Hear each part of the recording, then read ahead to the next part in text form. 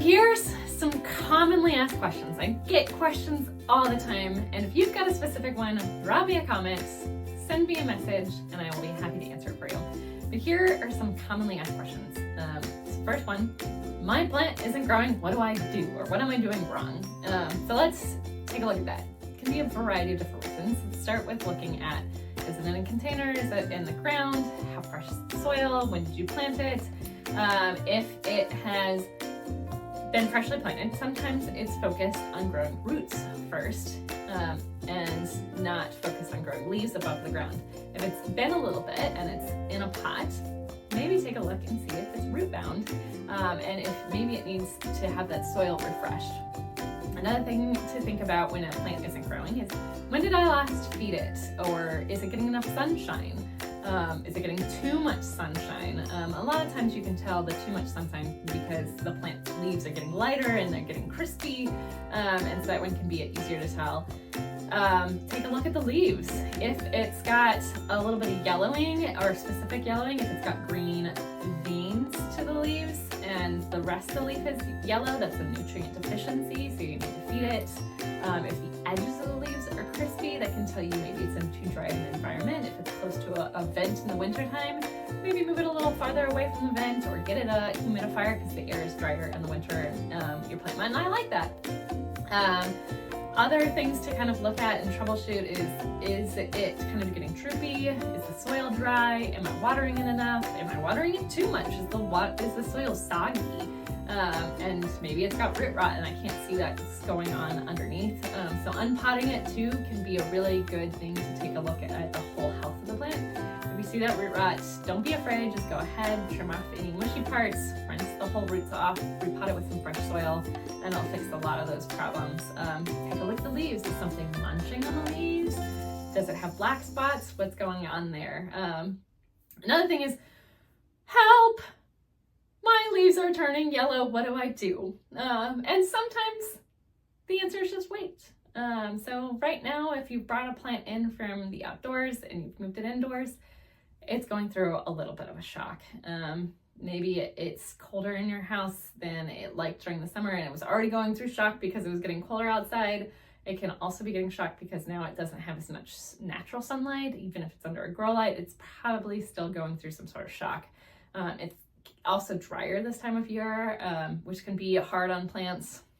And I've got a few that just look really sad for about 2 to 4 weeks after I bring them indoors for the winter before they start to kind of perk up and get back into routine. And so then what else is going on with the yellow leaves? Look for those nutrient deficiencies. I've got some great videos on how to spot some nutrient deficiencies, but it can also be just a very unhappy plant. Maybe it's got root rot, maybe it's too dry, maybe it's too wet, maybe it's too close to a vent. Lots of different reasons. It's time to take a look around. If you have a video, take a video of your plant, take a look around, look at all the things that I've said, and if you send it to us, I will help you diagnose your plant problems. So some of the things that I commonly get asked is, I've got blossom and rot, what do I do? The first answer is, well, first of all, blossom and rot happens to tomatoes. It's where the bottom of the tomato gets black on the bottom and it looks bad and your tomato is starting to rot.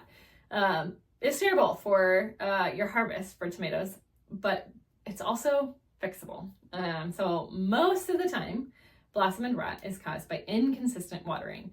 Maybe you got a lot of rain recently and it overwhelmed the pot.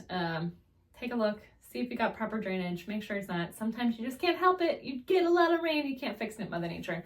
Let it dry out and then get back into a routine of watering it. Maybe you've gone through a stretch where there isn't any rain and you need to water more frequently.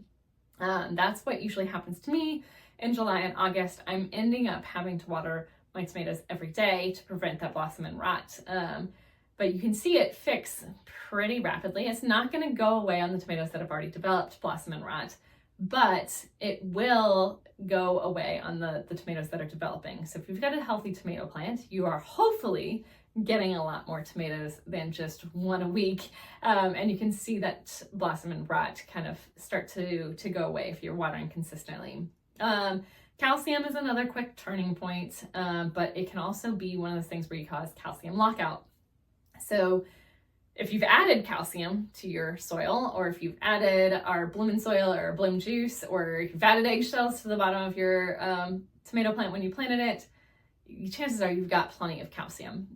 If you haven't done those things, I highly suggest maybe trying our bloom juice or our bloomin' soil, where it doesn't have too high amount of calcium, but just a little bit to give your plants a boost.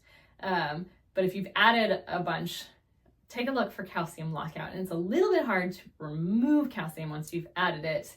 And so you kind of have to flush it. You're gonna have to add in some other stuff to help bring those calcium levels down, or even refresh your soil.